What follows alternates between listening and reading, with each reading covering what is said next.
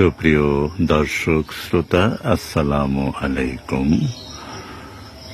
এখন আষাঢ় মাসের মাঝামাঝি, বর্ষাকাল, আকাশ কিছুটা মেঘাচ্ছন্ন।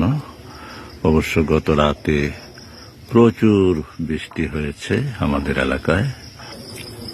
আমি এসেছি আমারই বাড়ির দক্ষিণ পাশে ছোট্ট একটি লটকন গাছে। দেখুন, ছোট্ট গাছটিতে কি সুন্দর লটকন ধরে আছে।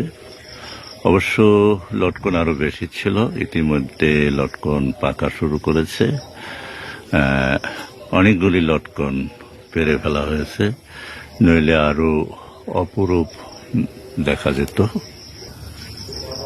মহান আল্লাহর প্রভুর সৃষ্ট ফলের মধ্যে লটকন ফল একটি অপরূপ সুন্দর ফল, ভিটামিন ও পুষ্টি সমৃদ্ধ।